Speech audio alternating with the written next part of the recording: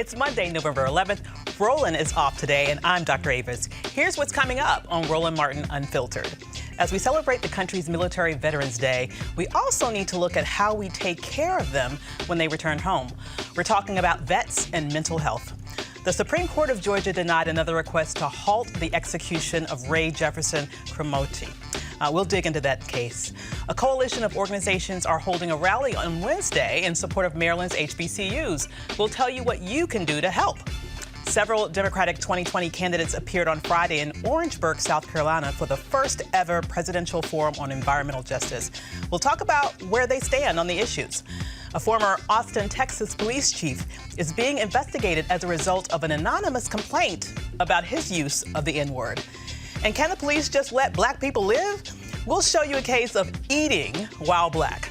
Plus, crazy-ass white people strikes again. We'll show you. It's time to bring the funk on Roland Martin Unfiltered. Let's go.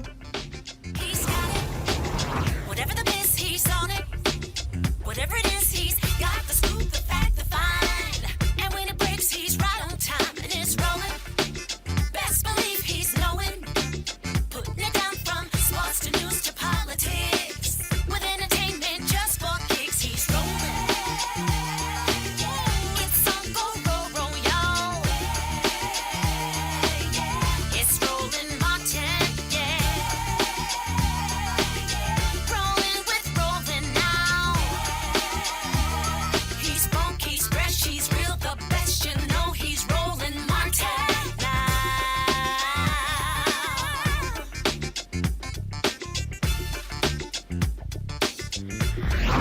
Martin. Today is Veterans Day, a day when we celebrate all military who served our country. We want to thank you all for your service. We all want to look at how we take care of our vets when they return home as well. Here are some startling statistics according to the National Council of Behavioral Health. 30% of active duty and reserve military personnel deployed in Iraq and Afghanistan have a mental health condition requiring treatment. Approximately 730,000 men and women experience post-traumatic stress disorder and major depression. Less than 50% of returning veterans in need receive any mental health treatment at all. And approximately 22 veterans die by suicide every day. And lengths of deployments are associated with more emotional difficulties among military children and more mental health problems among U.S. Army wives. Joining me to talk about this is Jeremy Butler, CEO of Iraq and Afghanistan Veterans of America. Good evening, Mr. Butler. How are you? Good evening. I'm good. Thank you. I appreciate you having me on the show. Absolutely. Thanks for joining us. So when we hear those statistics, it is just heart-wrenching to think that you have individuals who dedicate their lives to serving this country, and then they get back here and face so many challenges. What are we doing to really make sure that we are able to close the gap between the needs that are there and the ability for those men and women to get the services that they require in order to get better?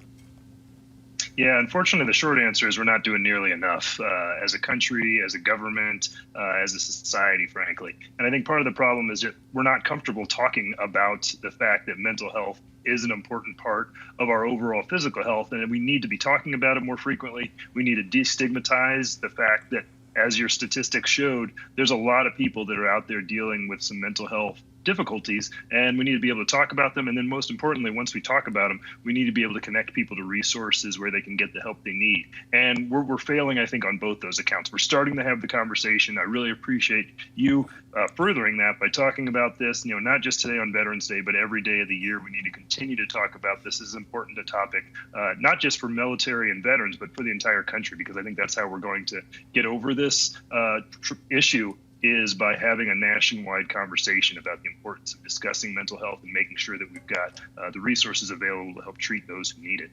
Absolutely. I think it's a very astute observation that there is this special stigma that it seems that we reserve for mental health in this nation. And when you think of all that those who have served us have faced and seen, I think a lot of folks are maybe even worried about what do you say, how do you handle these situations, how do we interact, how will they perform on the job? You know, how do we help people understand the importance of not only making sure that people get connected to the mental health services that they need, but also how to make them, how to better, infuse them into society so that they aren't stigmatized just because they were brave enough to serve. Exactly, and I think you're making a really good point there, and that's the problem is that, especially those going into the military and then during your time in service, you're looked to be a strong leader, and that's up and down the chain of command. You're expected to be tough, to be resilient, and those are the types of traits that we drive into the men and women that are serving. And then we kind of have a counterfactual attempt when they're on their way out and say, okay, yeah, and by the way, if you need help, make sure you ask for it and get any help that you need. And so it's a little too late, I would say. So I think what's important is that right from the beginning, the same way we're talking about the importance of, making sure your blood pressure's in check, making sure you're going to the dentist, things like that, mental health checkups and discussions need to be a regular part of the conversation so that we're not only having this conversation when someone is in a state of mental health crisis, but early on we can begin to catch things early, make sure that people are getting the treatment that they need. And a lot of times the mental health crisis comes from a collaboration of a bunch of events. It's not any single thing. It's dealing with economic stress, financial issues, potential homelessness, trouble finding a job and keeping a job as they transition out of the military. It's all of these factors coming together. So when we start to attack and solve those underlying issues, I think we're really going to make additional progress towards solving the mental health crisis that we're dealing with at the same time.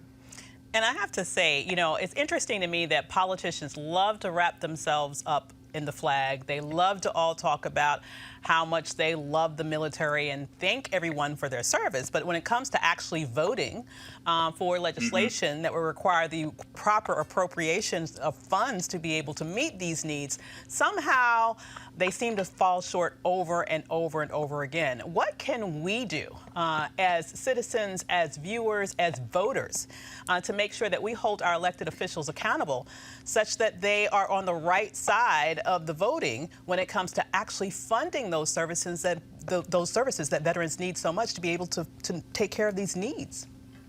Yeah, I'm glad you asked, because that really is the bottom line. Everyone says they want to support, and then when there comes with a price tag, it becomes a little bit more hesitant to do so. So there's a lot of legislation that we support, both in the Senate and the House, and work that's being done by the administration. One of the biggest pieces right now is the Commander John Scott Hannon Mental Health Care Improvement Act. It's named after a retired Navy SEAL who was served successfully for a number of years, number of combat deployments, came back home, started working to help fellow veterans, but still ultimately died of suicide because he wasn't getting the care he was needed. So what this bill and the legislation would do is would increase federal government grants to state and local organizations that connect veterans and civilians to the mental health care that they need.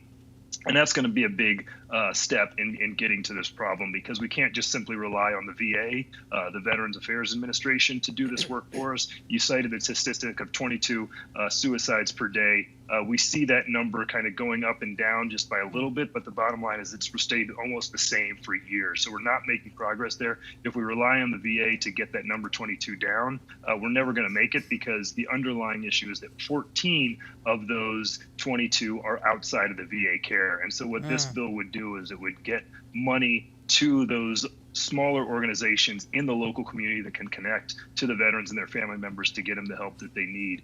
Similarly, the administration started it's called a Prevents Task Force in March of this year to also get at this issue. They've got grants within that, but they're not expected to take any action on making those happen until March of 2020. So again, we're just moving too slowly. So what people can do, go to iava.org. We've got updates on all of this legislation, plus all of our other priorities to help veterans. It's all bipartisan work. Every bit of legislation we support has support on both sides of the aisle. We need to hear from civilian, from military, from everyone to reach out to their members of Congress and say this is important to act on now. If we can start moving this, we're really going to make a lot of efforts, a lot of leeway in getting these issues resolved. Absolutely. And you said IAVA.org?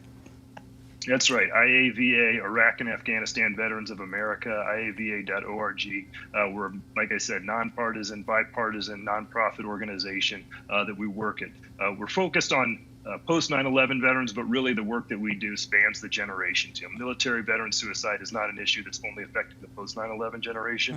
It goes all the way back to Vietnam era veterans.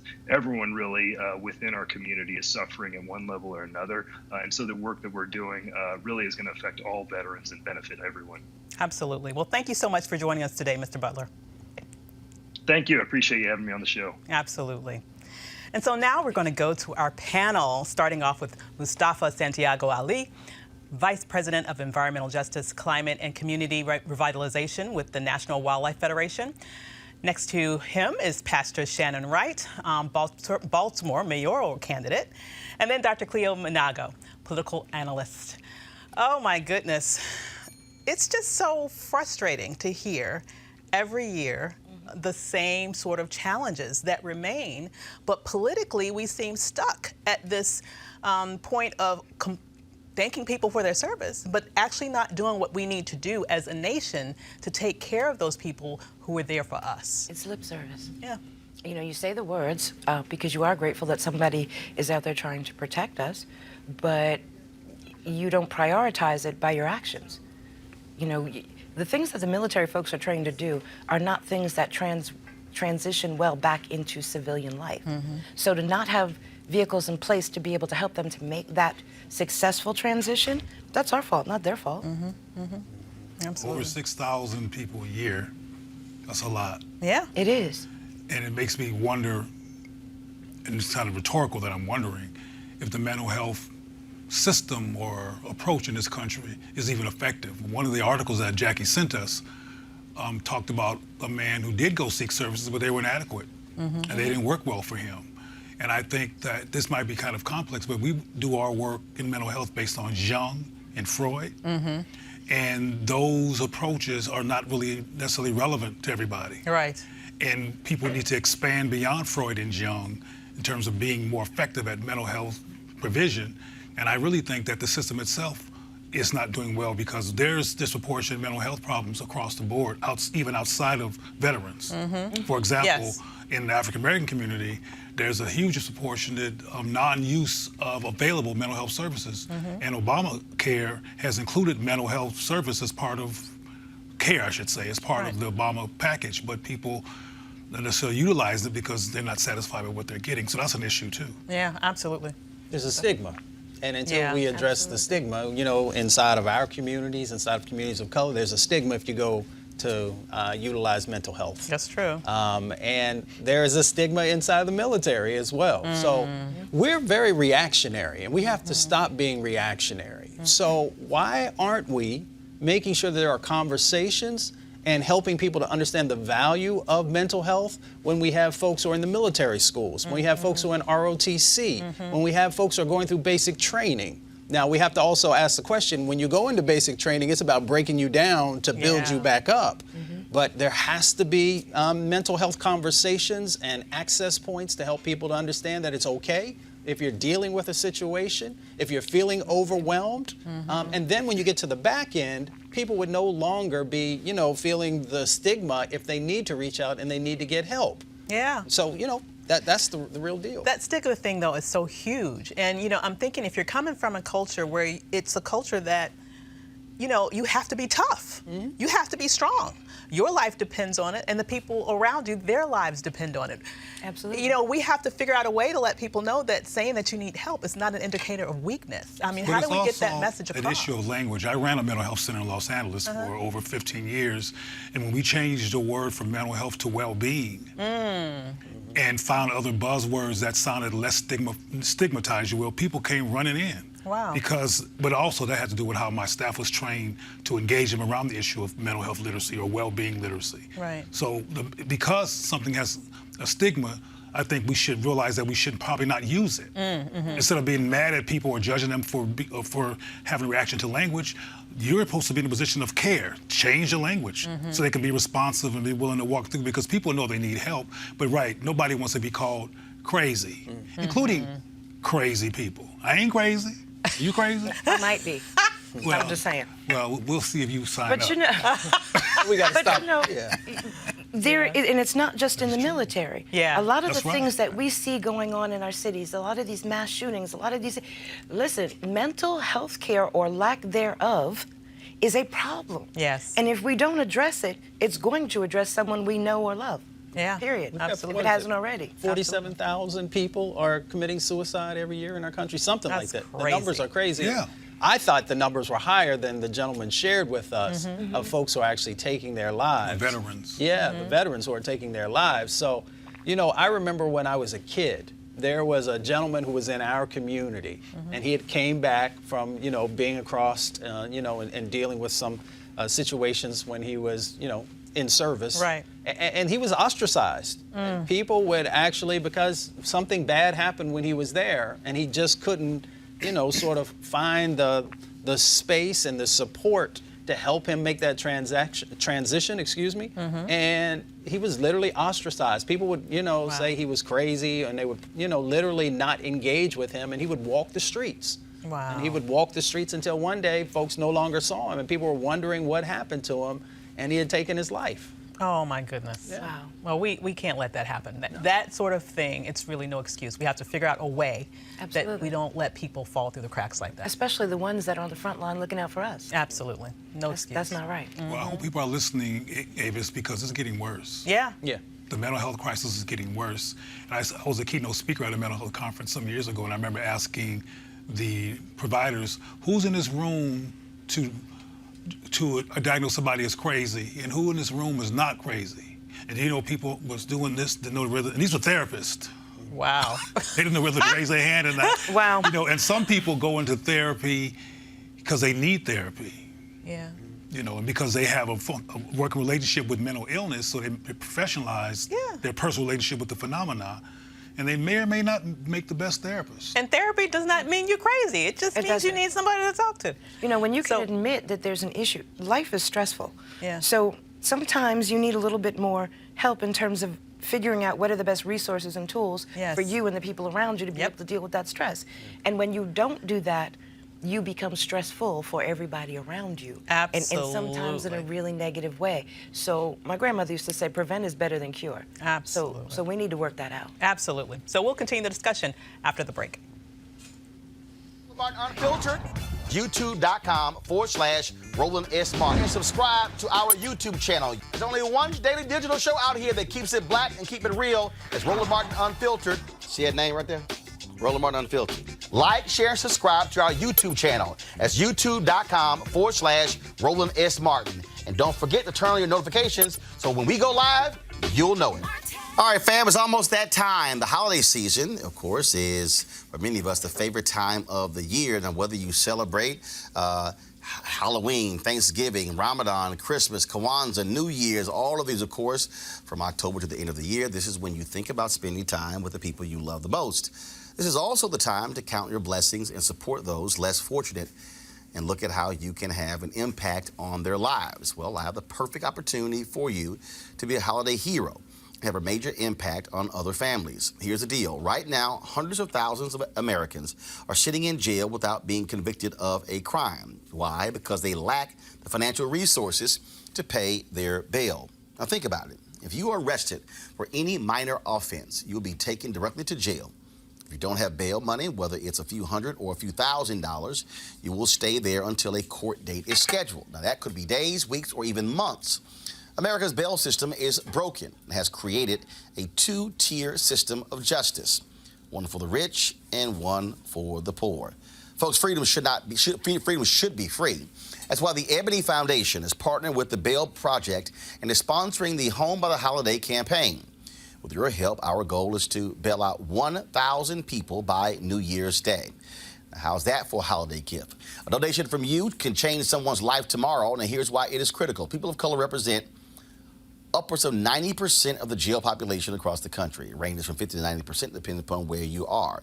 Of course, then when they stayed in jail, 90% of people with misdemeanors ended up pleading guilty. However, when bail was paid, 50% of the cases were dismissed and less than 2% received the jail sentence.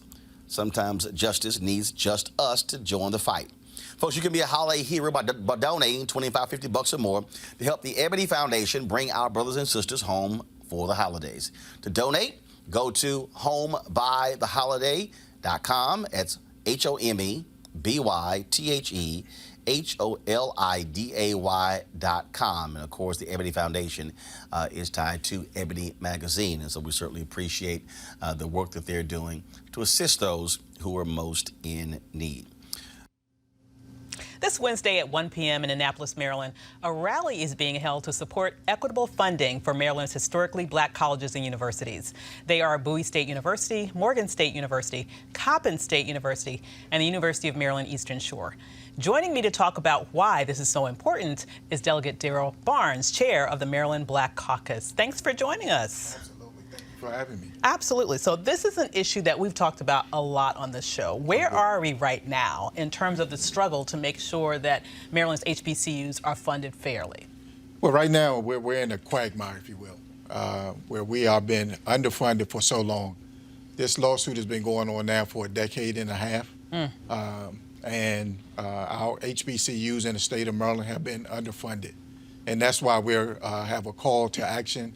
A sense of an emergency to get the governor's attention, to let him know that we would not accept what they're offering, that the state has come and said that this lawsuit should be settled around $1 billion to $2 billion. The governor has said that we'll fund it at $200 million. Yeah. That's totally unacceptable. That's totally unacceptable for me and the Maryland Legislative Black Caucus. Thus, the reason why we're having the rally on Wednesday, November the 13th. And when you think about, you talked about this difference between where whether judges have said you should be funded and where this governor has offered this complete underfunding. What makes him think he can get away with this? Is it just that he just believes that nothing's going to happen and you'll just fold? Well, if the governor was sitting here with us right now, he would say that he has done more than his predecessor. He would say that he has funded our HBCUs at higher levels of funding. But I'm here to say that he has not. I would beg to differ. Looking at where we are right now in our HBCUs and our TWIs, we are not getting the adequate funding that we need. Our 4 HBCUs in the state of Maryland are hurting. Therefore, we need to do all that we can to try to settle this lawsuit and provide the adequate funding that they need. Now, I'm a proud HBCU grad. I'm sure that I'm not the only one on the panel. And, it's critical to think about what HBCUs give to this country. I mean, we produce just so many amazing individuals who really are an asset to the entire nation. What can we do as a collective to make sure that we can support you in addition to people who can show up in person at your rally? What would you expect other people across the country to be able to do to make sure the government gets the message and finally Maryland's HBCUs get the funding that they deserve? Sure, I think it's programming like this that helps get the message out on the importance of what this stands for. This is not just good for the state of Maryland, but this is good for the nation because all eyes are on Maryland, on what we're doing and what will be the outcome of this lawsuit. This affects everybody. This is not just good for those kids that go to school, but this affects our economy. This affects our public safety, criminal justice reform, those that want jobs. We want to make sure that we have the best institution of higher education in the state of Maryland. We want to ensure that those kids that want to go to college can afford to go to college. We want to ensure that those kids that want to go to college have the best programming and the best athletic programs that they deserve. And it should not just be at our flagship institution in the University of Maryland.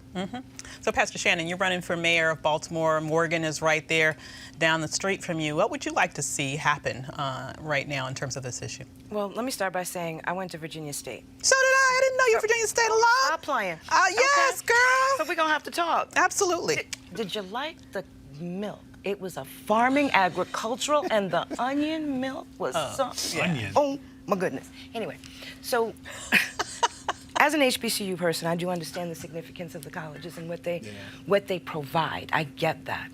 But a couple of things. One, the funding does not meet the needs of where the schools need to be moving, and I understand that too. But I think that we have to be sure and I say we, as in all of us in Maryland, have to be sure that with this lawsuit and with the way it is moving, that it is actually moving in a benefit of the schools and the students, because what happens in Maryland is going to affect all the HBCUs. So if this thing goes awry of where we need it to, it could really have an adverse effect on all of the HBCUs. So I think all parties need to be careful and sure that they are coming to the table with the best needs of the people and the students, and not political agendas. Well, That's my only concern. And I would agree. And that's across the board. And I would agree, but this has been going on now for a decade and a half. It has. All right. It has. So let me be clear on that.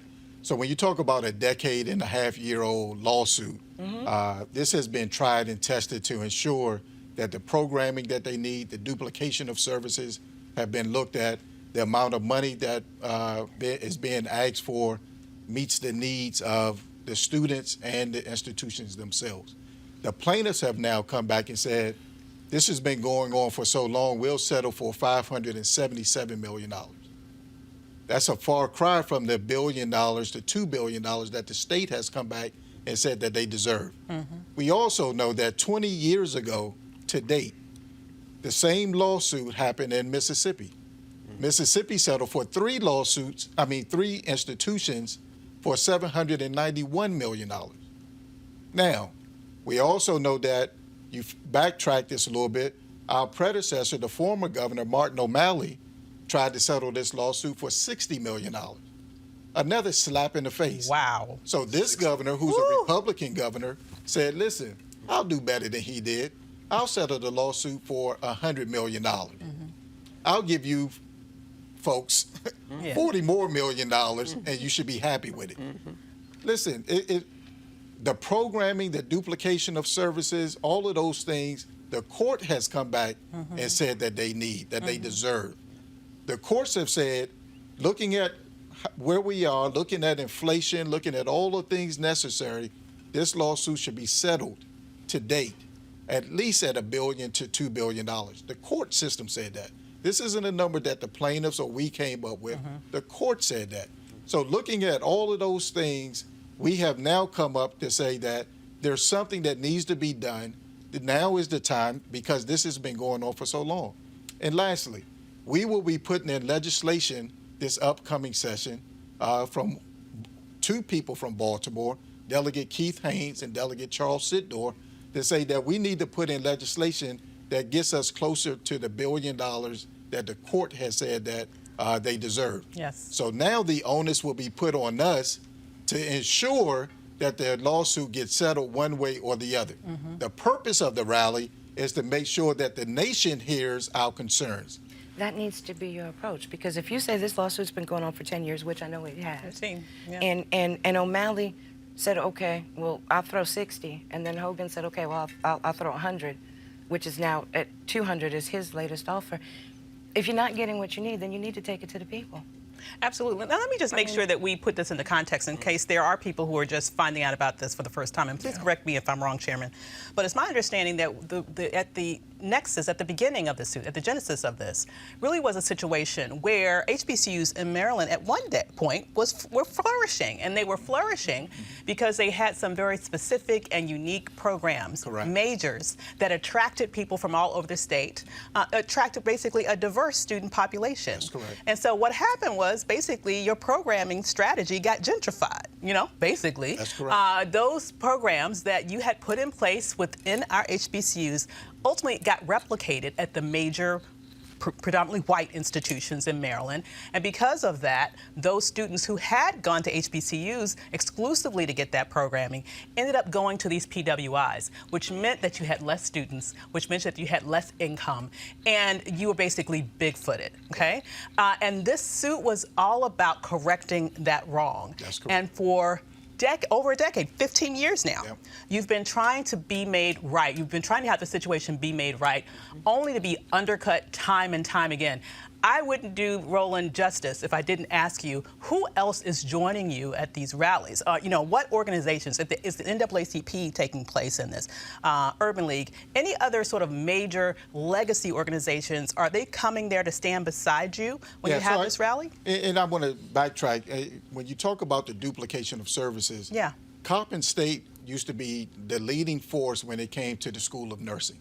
That school was taken out of Coppin and put into University of Maryland. Wow. So it goes to your point of the services that we once had has now been removed. Right. Roland has been a real good ally in helping us get to the point where we are now.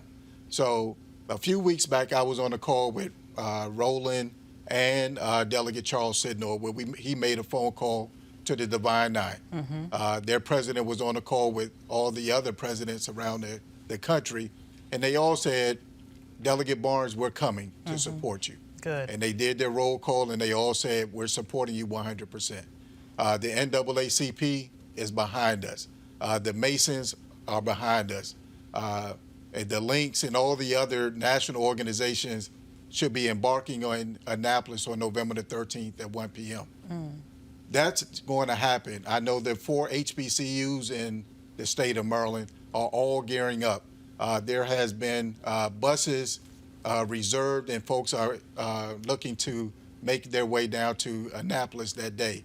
So my goal, my hope, my prayer is that we have a very large turnout, that we send a strong message not only to the governor, but to those that are watching around the country, that the state of Maryland, the Legislative Black Caucus, will not stand for something that does not make any sense, that we want to do what's right and what's fair. And that's what this is all about. We don't want anything that we should not be getting. We don't want anything that we should not deserve. We just want to make sure that the children and the young people in the state of Maryland that do want to further their education, that do want a quality education, are able to receive that at one of our 4 HBCUs. Absolutely. Mr. Well, Barnes, go right ahead. You have a question. Congratulations on your work. It's very important work. Yes, sir. I have kind of a two-pronged question. One is, being that vital programs have been previously gentrified, as Ava mentioned, what is the plan of action to prevent that again once you get the funding that you deserve for that activity to occur again, that usurps your power? And the other thing is, what kind of alumni response are you getting to this crisis? Right. Yep. So to go to your first question, so what will happen, the courts have said that the programs that the lawsuit now are the merits of the programming and the duplication of services. So if the lawsuit comes about in a way that we know it will, then the new programs and the things that our 4 HBCUs will have cannot be taken away from us in the future, that they will remain with those 4 HBCUs. The Alumni Association is doing their part, from my understanding, that they have been sending out letters and getting their folks involved to make sure that they will be in Annapolis on the 13th, as well as the Maryland House of Delegates have been starting to galvanize and work on committees to figure out what we can do from a legislative standpoint to ensure that not only does this funding comes about, but any other thing that we can do to strengthen our HBCUs. Got you. And can you let our audience know one more time where and when they can join you? Sure. That's November the 13th at 1 p.m. in front of the State House in Annapolis. I'm asking everyone that hears my voice to come out to be a part of this historical moment, to get involved, not only to just show up, but I need folks to call their legislators. I need folks to call the governor. I need folks to call everybody to let them know that this is unacceptable and that we want them, the governor, to support our efforts in funding our HBCU. Absolutely. Well, thanks so much for joining us this evening, Chairman. Absolutely. Thank you. Absolutely. Oh my goodness. So, this is so disturbing to me. But I guess we should go right on. Should we go right on? All right. So only 6 candidates turned out for the first ever presidential forum on environmental justice at South Carolina State University on Friday night. yet another HBCU. Issues discussed included lead-contaminated water, food deserts, childhood asthma, and proximity to polluting chemical plants, and how industrial pig farms disproportionately affect low-income communities, tribal nations, and people of color. The participants were Senators Elizabeth Warren and Cory Booker, former member of Congress John Delaney, and Joe Sestak, the billionaire Tom Steyer, and author Marianne Williamson. Mustafa Santiago Ali was one of the moderators. Did anyone's plan for dealing with these issues stand out to you?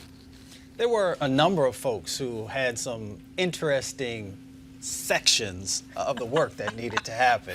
I mean, Cory Booker, Senator Booker, has been working on these issues, and both, in the Senate and also when he was mayor in Newark, and has really put some significant time in there. Elizabeth Warren has a plan that's out there.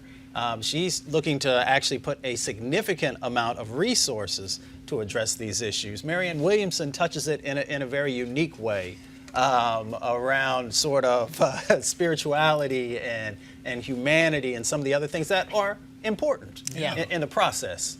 And, there are a couple other folks who had some slightly different ways of looking at it. Delaney has a very interesting way of trying to get some resources from sort of a carbon tax, cap and trade. All this stuff, is in the mix. The reality of the realness of this is, do you have a plan to help protect people's lives? Do you have a plan to make sure that their voices are a driver in the policy development? Yeah. And then do you have a plan to actually fund what you're saying you're going to do? I think that last one is a big one because the reality is that in this primary season, there seems to be a lot of people who are talking about a lot of different things, thinking big, and I think this is a moment to think big. But we also have to think about, really, can everything be done that you are talking about doing? And when we talk about this issue in particular, it's been an area that we as a nation really have not focused on with any great degree, even though the need is there. And I also believe the potential is there for employing lots of people in growing industries. So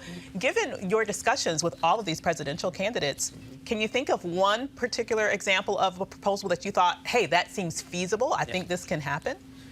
Well, I try and stay unbiased in the process because we still got a long way to go. Absolutely. I think that there are elements of a number of the plans that are feasible. I think since that, Senator Booker has put his out there, let's say of the candidates who showed up. Right. So let's just call out who did not show up. And I'm sure there are a number of reasons why they didn't, even though they had months to be able to lock it down. Unfortunately, former Vice President Joe Biden didn't make it. Right. He had some other things that he felt was more important than the lives of African Americans and Latinx communities and indigenous communities and others. Well, let's say I hope that he cares about those communities. Unfortunately, Bernie Sanders wasn't there. And Bernie has been someone who's talked significantly about climate change and environmental justice, but he was in Iowa. So he didn't make it to South Carolina, where there are a whole bunch of folks of color and others who will be voting, and I'm sure they'll make their own analysis there. Right. Julian Castro, someone who really understands the housing component of environmental justice, didn't make it. And we invited both Republicans also as well as Democrats, and 3 Republicans didn't make it, but it was historic. Yeah. How do you explain the general indifference to this issue? Well, I think that anytime we have folks of color, anytime we have lower income communities, and when we have indigenous populations, if you look down the list of the things that are happening in our communities, and environmental justice touches healthcare, touches transportation, housing, all these different issues, we just don't get the attention that other issues do. Well, I also meant not simply on a macro level, but on a micro community level. I mean, I rarely hear a conversation next door about the environment. Well, but we frame the environment differently than a conservation conversation. We're talking about the 25 million people who have asthma, the 7 million kids, and disproportionately it is our community. So if you ask somebody, if we go into a church or we go into a mosque and we ask somebody, how many folks do you know who has asthma? Everybody's hands going up. And then we talk about, well, do you know where that comes from? And there's actually some things that we can do to address that. When we talk about lead issues in Baltimore or in a number of other, in Flint and so many other places, and we got 3,000 communities that have higher levels of lead than they did in Flint, and we know that our kids are going to be damaged for their entire life once they get that. Once people have that information, they're having the conversations. They're just not framing it the way some of these other organizations and surveys do it. That's a very good point because, you know, at least in my mind, I oftentimes think very differently about, for example, climate change versus environmental justice. And when I think about environmental justice, I think about things like the dump being located near our neighborhoods. You know, I think about the things that you mentioned, like having dirty water that's going to make your kids ill. Yet still, you know, these are things where it's so hard to have the political power to stop the environmental injustice that continues to target our communities with these sort of toxic neighbors that other people vote out of their communities. Like, what can we do to protect our communities to make sure that we're not more likely to be exposed to chemicals that will give us cancer or asthma or any of these other illnesses that disproportionately impact us? Well, we can do one of the things that we talk about on this show. We can vote, but of course there's the education that comes before that. We can make sure that we're putting folks in office who actually care about what's going on, and then we hold them accountable, whether they're Democrat or Republican or independent. We got to hold them accountable. We can also begin to better utilize our dollars. Stop giving the people who are polluting you, the people who are killing you, your dollars. And sometimes it gets a little more difficult, but we have to have that evolution also inside of our communities. And we got to make sure that in our churches, in our civic organizations, in our schools, that we're actually educating young people and others about what's happening. The amazing thing is that younger kids and folks probably who are about 30 or under, environmental justice is a part of their paradigm. Climate change is a part of their paradigm. Right. So, because they grew up seeing Katrina, they grew up seeing what happened in Puerto Rico, they grew up seeing the number of these things that are going on. So they're actually a driver in the process. The environmental justice movement's been going on for 40 years, and that's why it's kind of ironic that this is the first presidential forum ever on this issue. No one will ever be able to have a state race or a federal race again and not be able to make sure that this is a part of what's happening in that space. And the jobs. Well, that's good. That's the last down part. to local That's as good well. news that there is a honestly. sign of theoretical progress that the presidential candidates are including this issue, because as I travel across the country, I rarely hear it come up. And a lot of people don't even associate asthma with environmental injustice. They think it's something else. I mean, and even in Flint, Michigan, those people saw brown water for a long time in their lives before the light was shined on it, and they had normalized this as a part of their reality. And I think that people need to unlearn realities that hurt them as part of the work. They're desensitized to think that this is what normal. Now, you're talking about this on the presidential level, but I can tell you how it affects us in Baltimore. The city used to track food deserts, but there have become so many food deserts in the city of Baltimore that it's now food challenged priority areas. They've stopped counting them. So in Baltimore, you have more liquor stores and bodegas that may sell a quart of milk in the back of the store, so that you've got the little kid, grandma sending the kid to the store, but they go into the liquor store to get the milk. So it has become okay because the supermarkets don't make money in our communities. Because if we're looking to stretch that dollar, we're not looking for the freshest produce, because we don't always understand the value in that. When I was younger, I used to think canned was just as good as fresh, because it was cheaper. But there's a big difference between the nutritional value in canned, frozen, and fresh. Right. We're not being taught that.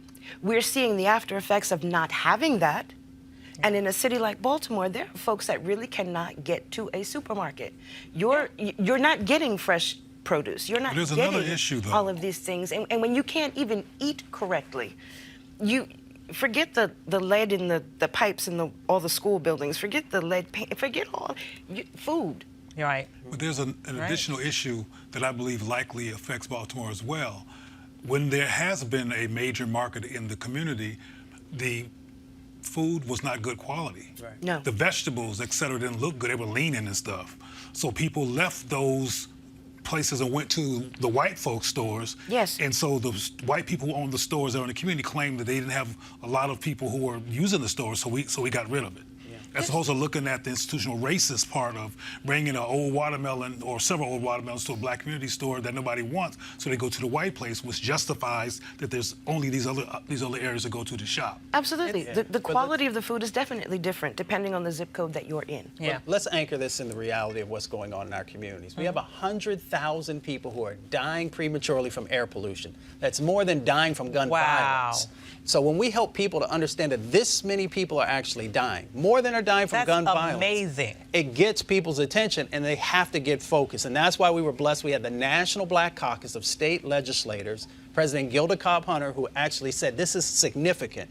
And they actually helped to sponsor this. And now those black legislators, like the gentleman who was just sitting here, they're now going to start to begin to introduce legislation on the state level, which is important to be able to begin to address some of these issues. And here's the other dynamic. It's not just health that we are being disproportionately impacted. It is also wealth. So when somebody puts a coal-fired power plant in your community, your housing values go down. They put a waste treatment facility, it's going down. We can go down the list of all these things, as you said, that nobody else wants. When they put it in our community, our values go down. Right. Your housing values go down, there's less tax dollars, and all these other dynamics begin to play out. But often these things occur in the daylight. That's why I went back to the issue of people in Flint seeing dirty water. Another issue, which we probably should talk about on another show, is how we see ourselves and how the society has battered our self-concept and has us accepting and tolerating crap that we don't have to tolerate. And when we see them building the sewer dump next door to us that we can smell and is really there, we have to have simultaneous messages along with consciousness around environmental justice with rediscovering our self-worth. Absolutely. One quick thing I do want to make sure we get to before we have to break. Let's talk a little bit about the jobs that if we were to really focus on this issue in a way that could start to solve these problems, it could create an entirely new economy in this nation. Is that correct? Without a doubt. We often talk about a number of the different examples of place-based work that's already happened. So we don't even have to deal with the theoretical, but we'll touch on this. So like in Spartanburg, South Carolina, right up the street from where we did the event, the community there got a $20,000 grant, leveraging the $300 million in changes. They rebuilt their community. They rebuilt their housing. They rebuilt the community center so they'd have cultural connections between elders and young people in the community. They got 5 healthcare units when before they had to travel seniors had to travel a half an hour to get to healthcare, and that created jobs and gave access to healthcare. And then on the sort of more larger scale, when we talk about this new clean, green economy that you hear all these candidates talking about, we should be asking them the poignant questions of, so we know we can get people into worker training programs and get them into jobs. How about ownership? Because right now, when we look at solar and wind and thermal and all these other things that are part of that mix, less than 2% of those jobs are owned by people of color, not just African Americans. Less than 2% of all those folks. We have to change the dynamic of the old sort of fossil fuel paradigm. And as we talk about this new green paradigm, we have to make sure there's true equity in that process and that our folks are represented and that we are building wealth through this. Literally, it'll be a multi-trillion-dollar economy. And we might make sure we get some black in that green. That's what there it is. Get some black in the green. All right, we'll have a break and we'll be right back. You want to support Roland Martin Unfiltered? Be sure to join our Bring the Funk fan club. Every dollar that you give to us supports our daily digital show. There's only one daily digital show out here that keeps it black and keep it real as Roland Martin Unfiltered. Support the Roland Martin Unfiltered daily digital show by going to RolandMartinUnfiltered.com. Our goal is to get 20,000 of our fans contributing $50 each for the whole year. You can make this possible. RolandMartinUnfiltered.com. You want to check out Roland Martin Unfiltered? YouTube.com/Roland S. Martin. And subscribe to our YouTube channel. There's only one daily digital show out here that keeps it black and keep it real. It's Roland Martin Unfiltered. See that name right there? Roland Martin Unfiltered. Like, share, and subscribe to our YouTube channel. That's YouTube.com/Roland S. Martin. And don't forget to turn on your notifications so when we go live, you'll know it. Most definitely. A San Francisco man identified as Steve Foster of Concord was stopped and later handcuffed by BART police officers as he holds a sandwich he was trying to eat while waiting for the train. Here's what happened. Bro, let my shit go. You are detained and you're not free to go. That's part of that. Bro, you come up here and fuck with me. You single me out of all these people. You're eating. Bro, so what? It's against the law. So what? I tried If we to done explain fucking that on to you. bark, let my shit go. It's a bro. violation of Continue California on. law. Bro, can you I have the let my right back- to detain you. No, you don't. Yes, I do. Can you please let my backpack go? Are you going to cooperate? Yeah, So you cooperating with me the fuck You're alone? going to go into jail. I'm not going to jail for eating a fucking sandwich. No, for resisting arrest. I'm not resisting arrest. You are I haven't done resisting right anything now. wrong. I haven't done nothing wrong. I've done nothing wrong. You can argue that I've with done the nothing judge. wrong. Let my bag go. Just let. Let my bag go, bro. What are you, bro? What is this nigga doing, Yeah, bro? we Let got a my guy even bag on the go. platform is uncooperative. Somebody cover you. Bro, bring him up here then. Stop. I'm Just not stop. doing nothing. I'm gonna Just continue to eat my stop. sandwich, bro. I do this shit every fucking morning. Every morning, bro. Let my bag go. Yeah, why is there a store downstairs selling food if we're not allowed to eat up here? Why is there a store downstairs? And does it not say on, there's no signs here that mark that we can't eat on the platform? You came up here and Where is there a sign up here that says we can't eat on the platform? Where is there a sign up here? Where is there a sign up here? Sir, excuse me. Where is a sign up here that says that we can't eat on the platform? We know that we can't eat on the train. People come up here and eat every But where? fucking day, Where is drinking there a sign coffee and that all that says that? shit. Let my bag go, bro. Is there a chance You ain't got no, bro. You ain't got no, bro. You ain't got Let no him talk. reasonable Let cause him to fuck with respond. me, chance you could allow me to talk? bro. Let go of my bag. You are detained and you're not free to go. Stop. I'm not Okay, detained. you're gonna I end haven't up done going to nothing wrong. jail. I've done nothing wrong. You are detained. Stop. Single Stop. me out. You're For under what? oath to go into For jail, what? my man. Detained for what? For eating. It's illegal. Fuck It's a out of here, violation of bro. California law. Stop. I've already said that. Yeah. I do this shit every morning, bro. Watch out. Just trying to go to Come work. up here every Just fucking trying to morning, go to work, eating a drinking coffee, sandwich bro. You come at to 8 o'clock in out. the morning. Bro, let my Do bag you want to go. cooperate or not? I've been standing here. I ain't went no fucking where. Let my shit go. And I asked you for You ain't got an no, ID. You got no right. I asked you for ID. You don't need my ID. I do. I've done nothing wrong. Dude. I'm not your fucking dude. Where? I don't Let my understand. bag I didn't go, know bro. that you can't eat on the platform. You're not free to go. Lord have mercy. Okay. Angry BART riders staged an eat-in protest at Embarcadero Station. Embarcadero. Hey, I got it. On Saturday. Listen, y'all.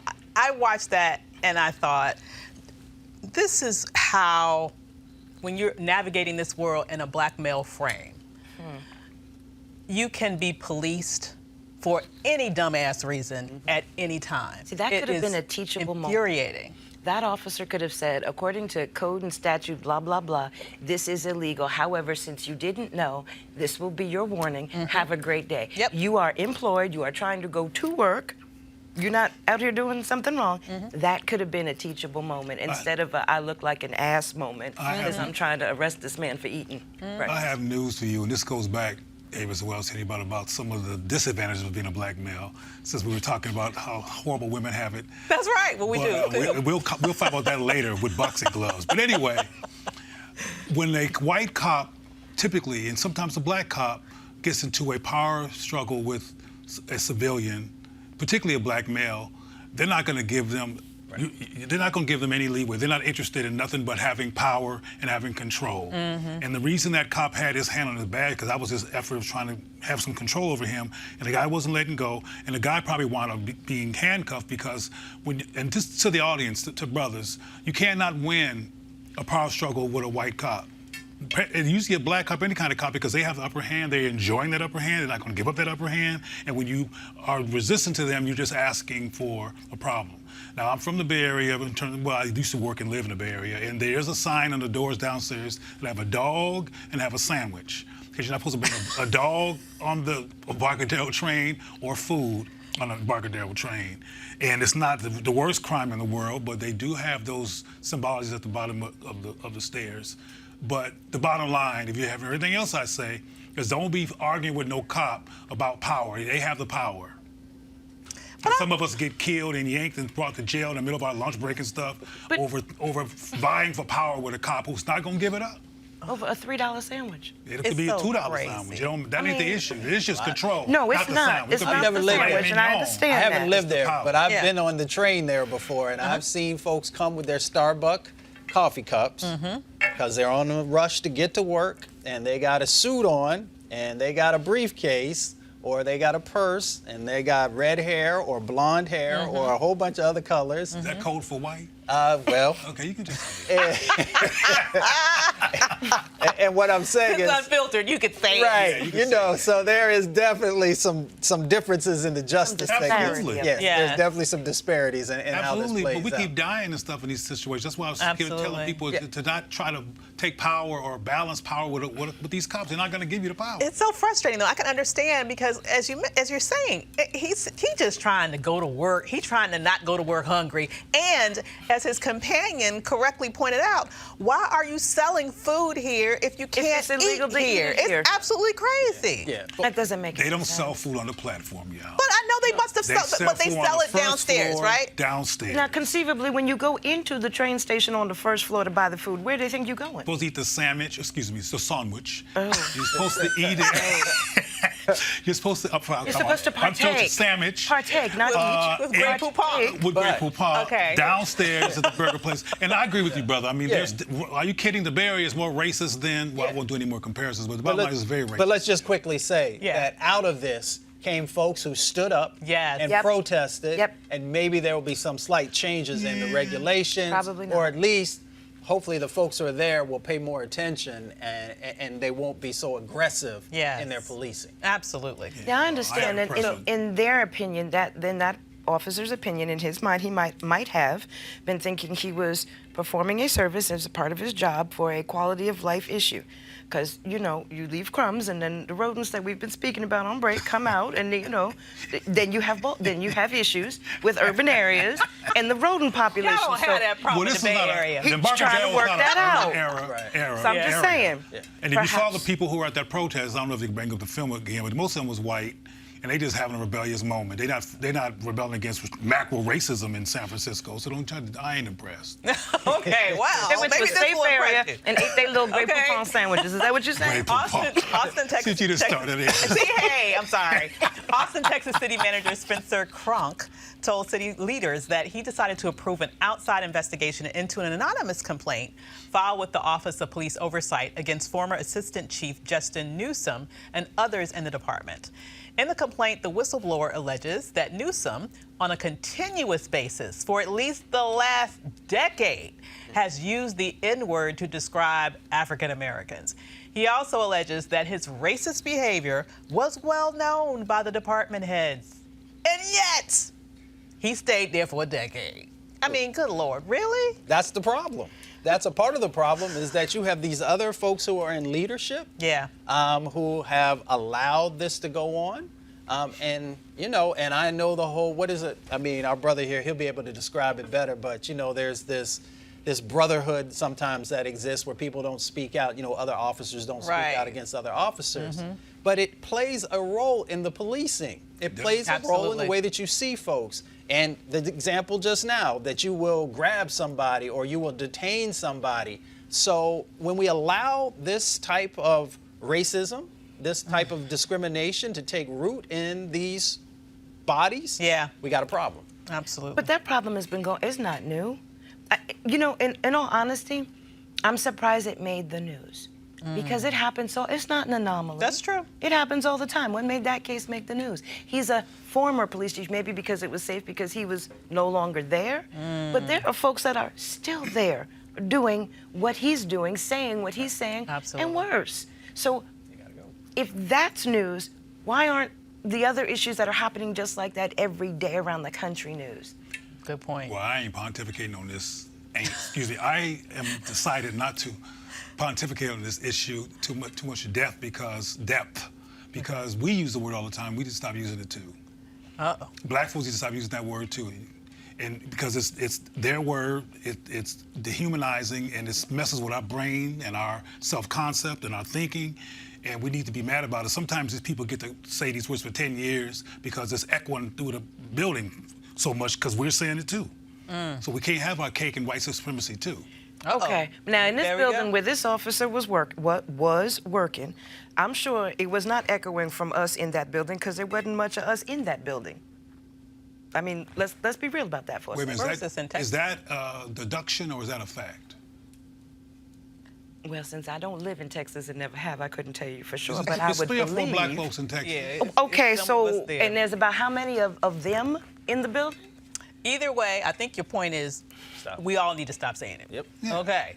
So in southern Louisiana, this racist was caught on camera calling a fellow driver the N-word. Lord, this must be a whole N-word show. Here he is. Just say it.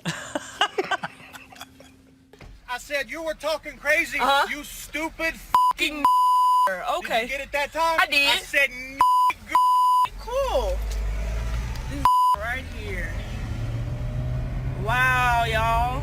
Called me a f***ing Oh my gosh. This is what we living in today. This is what we are living in today.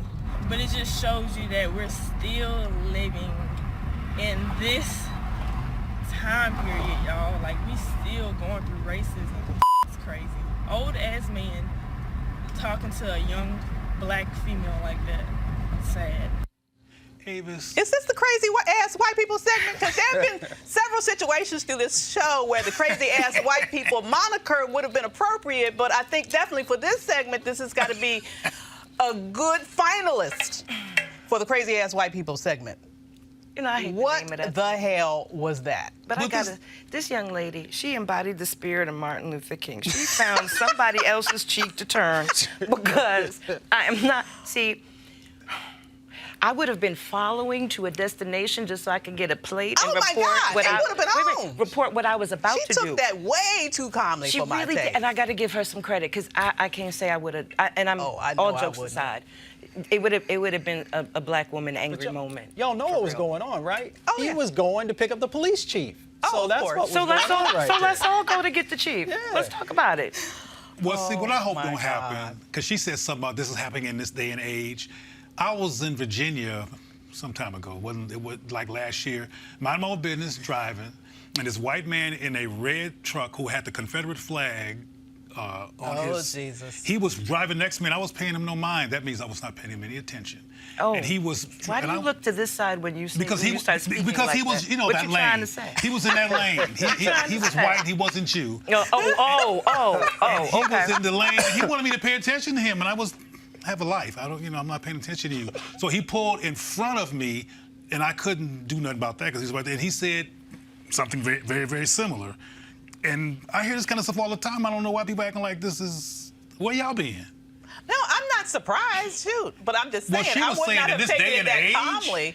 I know I would not have taken it that calmly. What y'all would have did? Personally, Excuse me, what would you have done? This is your experience. let me break it down for you. Choice words to say back at a minimum, and I definitely would have followed his ass. So, 2 years ago, surrounded by the Klan. in a car, had a situation. I think I'm being censored, y'all. So we gotta go to the next story. A judge has issued a new execution order for Ray Jefferson Cromartie. I'm sorry. I hope I pronounced that correctly. Whose scheduled death by lethal injection was halted Wednesday by the Georgia Supreme Court. Cromartie has been hoping for a court to order new DNA testing, which he said could prove it was actually his accomplice who killed store clerk Richard Sleazy during a robbery attempt in April of 1994. The Georgia Supreme Court has shot down Cromartie's appeal for the testing, even though the victim's daughter has spoken out in his support. The question of who pulled the trigger at Junior Food Store in Thomasville near the Florida border has been in dispute for 25 years. We'll continue to update you on this story. So, in memoriam, Bernard J. Tyson, Chairman and Chief Executive Officer of health insurance Kaiser Permanente, died unexpectedly in his sleep on Sunday. He was just 60 years old. In addition to leading one of the nation's largest nonprofit health plans, Tyson's was the company's first black CEO and a champion for accessible health care, racial justice, and workplace diversity. Time magazine named him to its 100 most influential people list in 2017. And it's a list of 50 top leaders in healthcare in 2018. The day before his death, Tyson spoke at the Afrotech conference on equity in healthcare and technology, and earlier that week he spoke on a panel at the AT&T Business Summit, where he discussed the need for companies to be both diverse and inclusive of diverse workforces. In response to his death, the National Union of Healthcare Workers postponed a 5-day strike by 4,000 mental health professionals that had been set to begin today at more than 100 Kaiser clinics across California. He is survived by his wife, Denise Bradley Tyson, and 3 sons from his earlier marriage, Alexander, Charles, and Bernard Tyson Jr. We'll keep his family and all those who loved him in our thoughts and prayers. So that concludes today's Roland Martin Unfiltered. Roland will be back tomorrow. If you like what you see here, be sure to go to RolandMartinUnfiltered.com and join the Bring the Funk fan club. Until next time, I'm Dr. Avis. Holla!